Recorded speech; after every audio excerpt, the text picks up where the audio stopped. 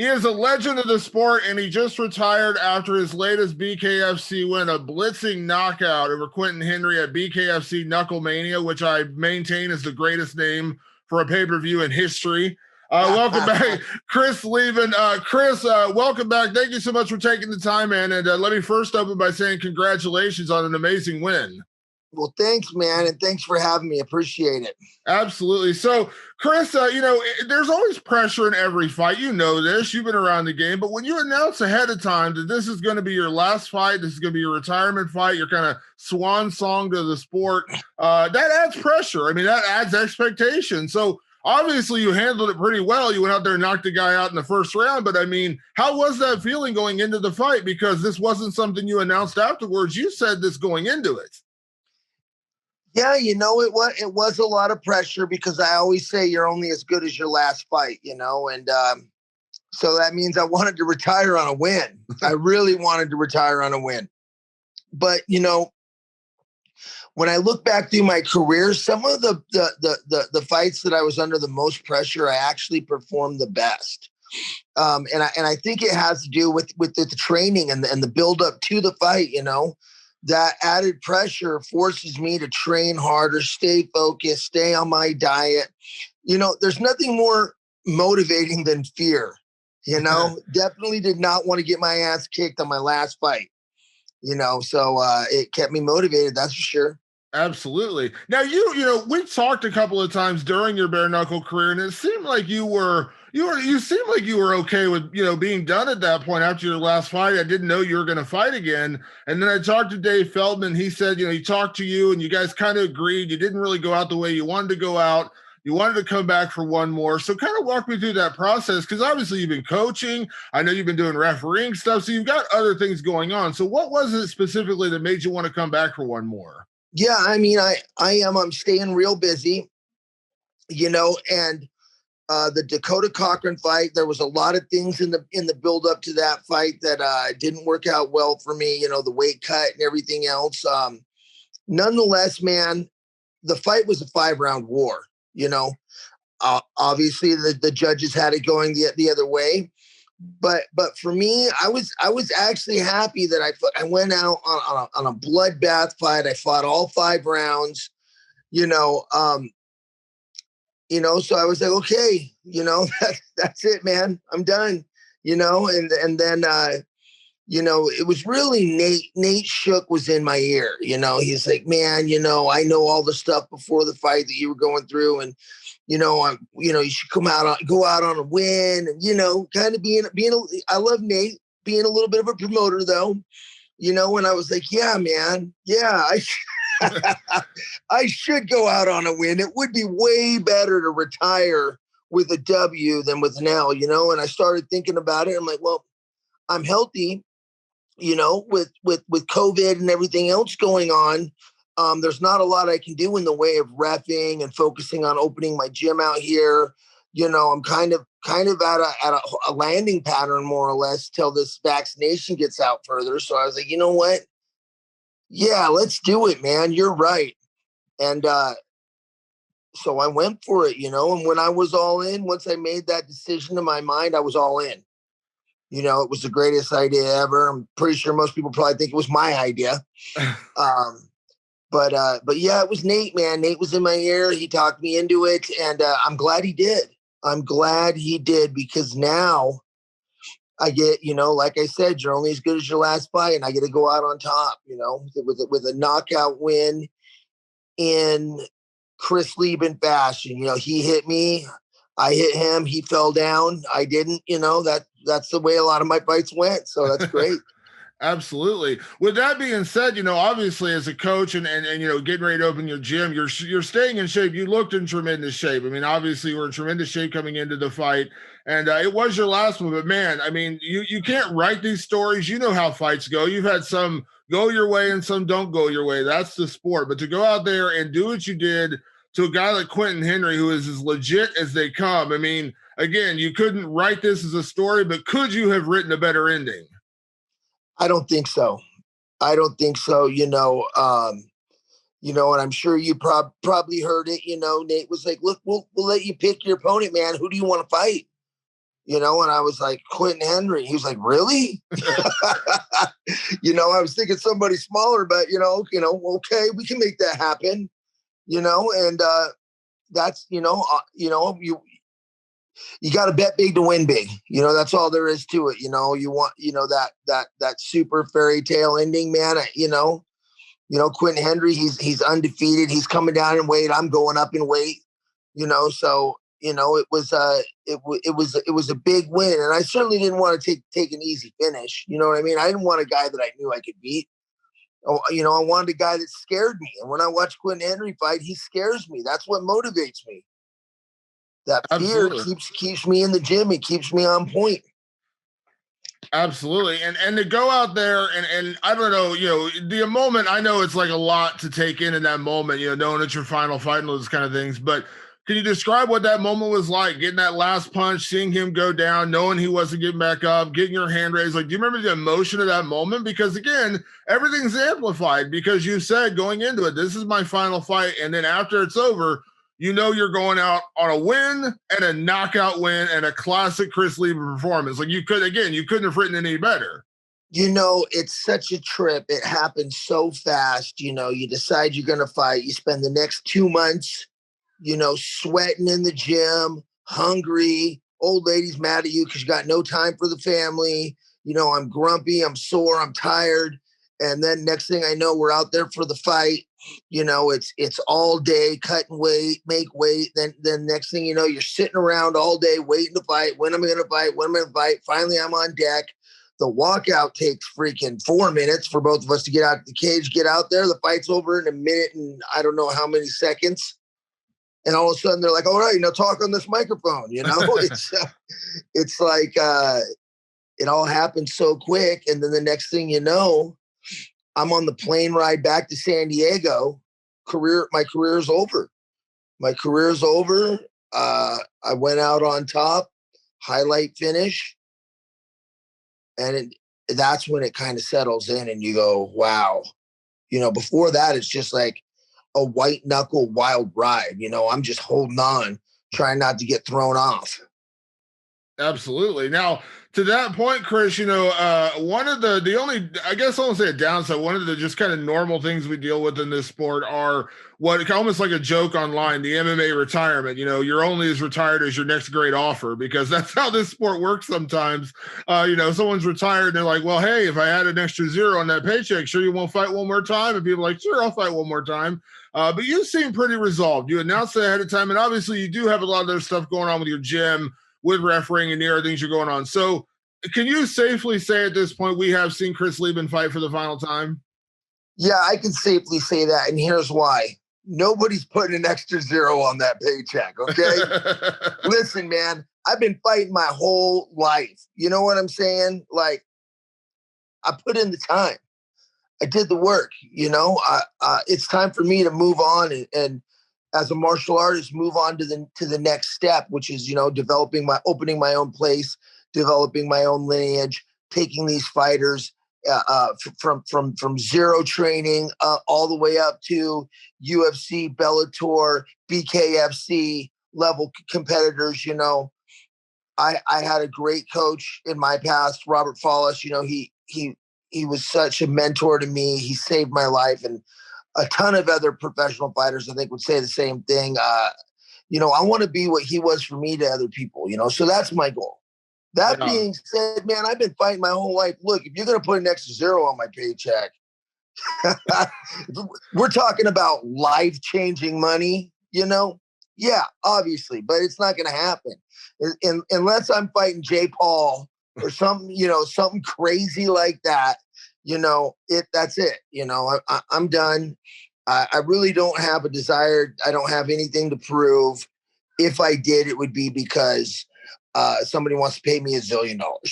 Yeah. You mentioned, let me ask you mentioned on Twitter and everyone's kind of having fun with it, but in all seriousness, this Jake Paul thing, he's drawn in a guy like Ben Askren, who is a pretty good draw in his own day in the UFC. And I don't know what Ben's making, but he told me when I spoke to him, he's making more on this fight than he ever made on any single fight he did in any other organization, and that's counting, UFC, Bellator, and one championship. So obviously they're paying him well.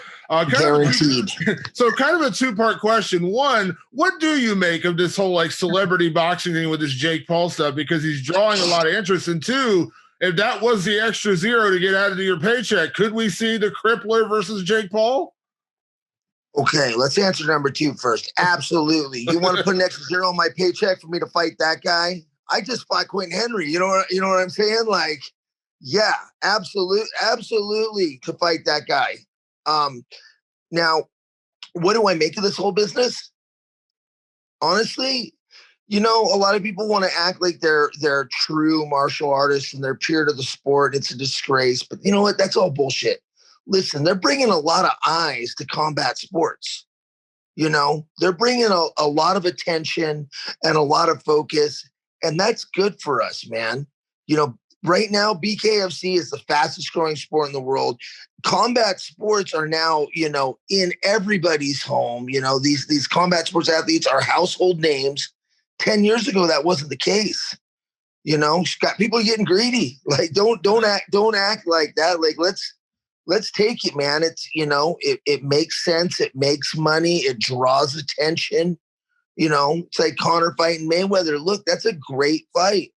It was great for MMA. It was great for boxing because you had the boxing fans watching the MMA guy. You had the MMA guys ordering a boxing pay-per-view. Now all of a sudden you got crossover fans, people more embedded into combat sports as a whole. I think that there's no bad about it. What I do think, is beating up a point guard, some retired, washed up point guard, that's never trained in his life, going out there and knocking him out. I think that's, I think they should have, the matchmaker, kind of want to backhand the matchmaker of that one.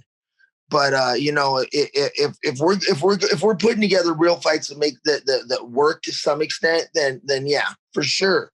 People want to pay. People want to watch Tyson Roy Jones. Got to give the people what they want.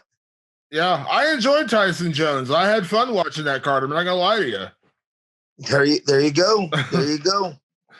So now, with that being said, Chris, you had so many, legendary moments in your career, and you were, such a stalwart of the sport for so many years, from UFC and then in BKFC. So I know this is such a big question to ask you, but now that you have, I say hang up the gloves. Technically, you didn't hang up the gloves because you didn't have any gloves in your final fight. But now that you're putting your fists away from professional activity, when you look back on your career, can you kind of give me a sense of like your favorite moments? When you look at your career, your favorite moments of your career.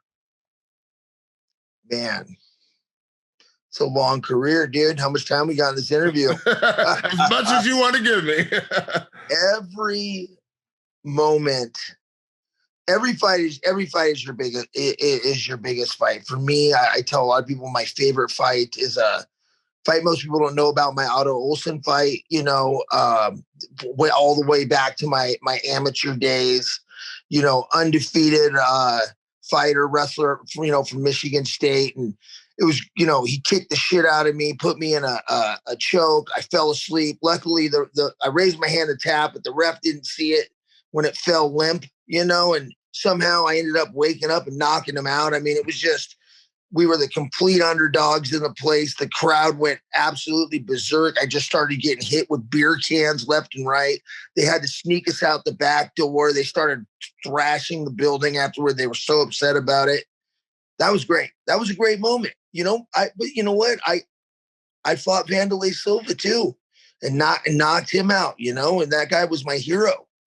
So to be able, and I bugged Dana for years to get that fight, to be able to get that fight and then go out there and win like that, that was a huge moment.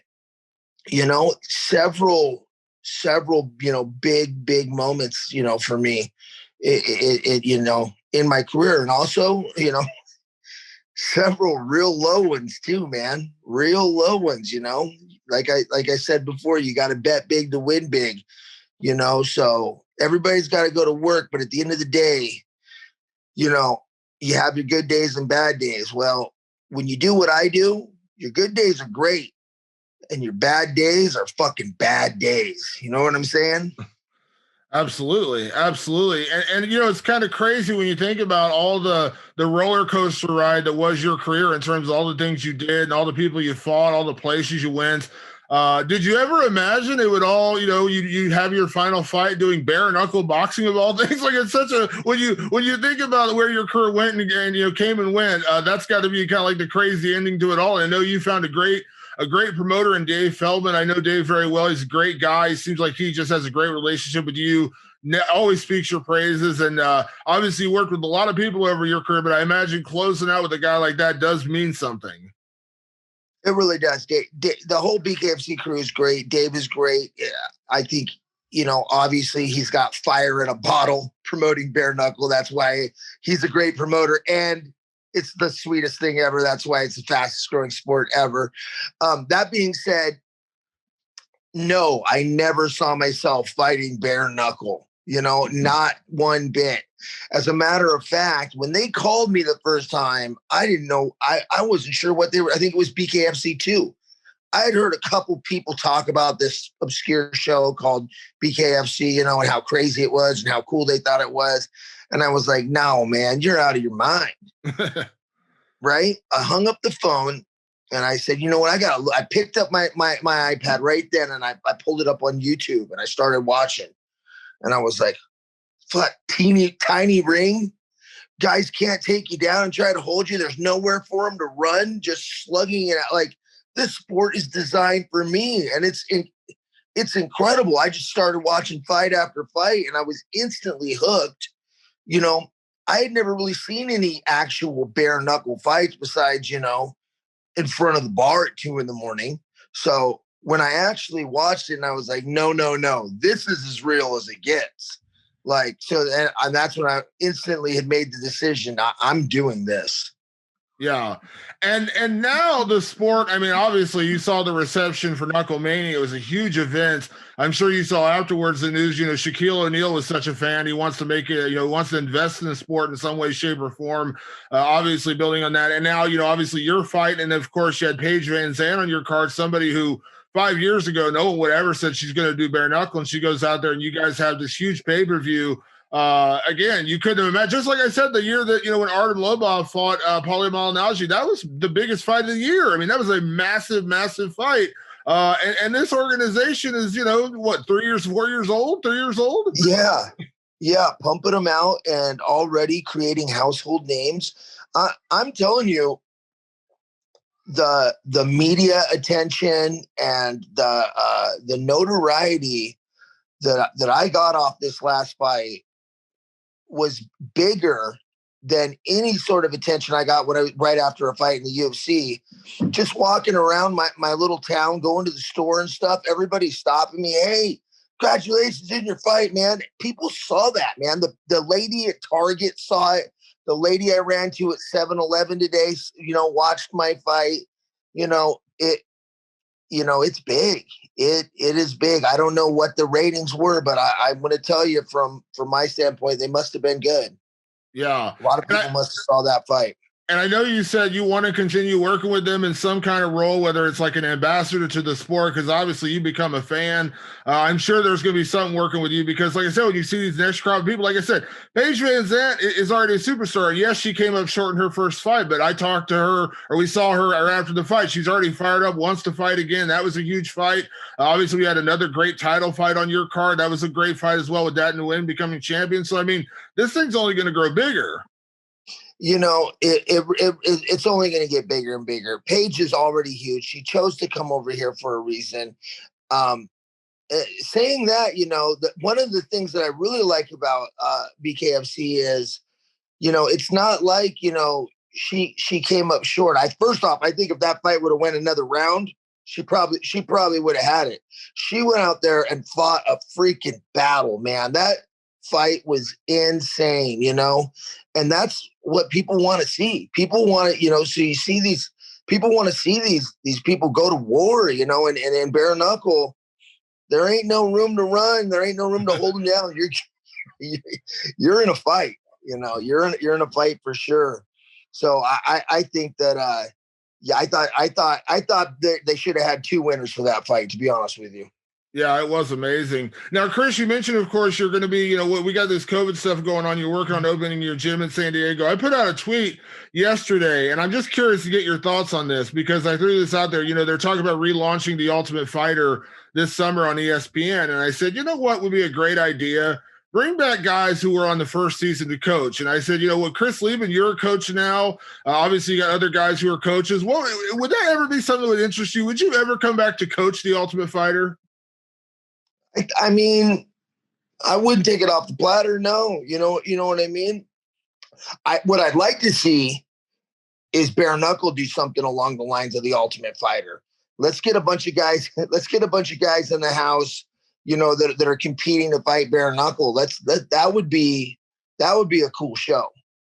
But yeah, either way, I would love. I'm a coach. That's what I do. Whether I'm coaching MMA or bare knuckle, I would love to do that. Would definitely be nostalgic, that's for sure. You come from a great lineage. We did an interview years ago, and I don't expect you to remember this, but I did an interview with you and Nate Corey years ago. We did all the old Team Quest stories. So you have a great lineage of coaching in your history, man. You had a lot. You mentioned Robert Follis. Obviously, rest in peace. That guy was a legend. I love talking to that guy, and he was a legendary coach. But, man, you have a great lineage of coaching in your blood, man. You came up under a lot of great people. Thank you, man. Yeah, Robert Follis, Matt Hume, all my coaches, Burton Richardson, guys in Hawaii. I'm really lucky, that I had, all those guys, Randy Couture, Matt Linlin, obviously Chael Sonnen, so it was crazy, man. Back I look back and I go, fuck, I just was set up just right, So, I have to thank everybody because I wouldn't have been able to do it without the coaching that I had. That's for sure. Yeah. So now when does the book come out, Chris? Because there's got to be an autobiography coming somewhere along the lines. Because, man, I tell you what, you got a story. Your career is a story. It is a movie. So when's the movie coming or when's the book coming? Which one's coming first? Well, here's the thing. Did a book a couple years ago. You can get it. It's on Amazon, and it's everything up until the end of the UFC. So and I'm telling you right now, I didn't pull any punches. It's pretty raw. It's pretty raw. And as everybody knows, I've had my ups and downs. I've definitely had my battles outside of the cage with alcohol and drugs and jail and all that stuff. Ultimately, turning my life around, regaining my health and my sobriety and being able to come back to fight and making a decision to go to BKFC. When I did that, I'm going to have to come out with a volume 2, dude. I got to. I can't end the book where it is, Yeah, so. Absolutely. Well, Chris, it has been a pleasure and an honor to cover your career, and I'm quite sure we're going to catch up again. Obviously, you're still going to be around the sport. You're going to be coaching guys. You're going to be working with BKFC, so I'm quite sure we're going to speak again. But just on a career level for your fight career, man, it's been a pleasure and an honor to cover you for as many years as I have. I'm glad you got a chance to go out on top. It was an amazing performance, as I said. It was a classic Chris Leben performance. So congrats again on that win, man. Congrats on everything else you're doing. And I really appreciate taking the time to do this with me. Of course, man. Thanks for having me.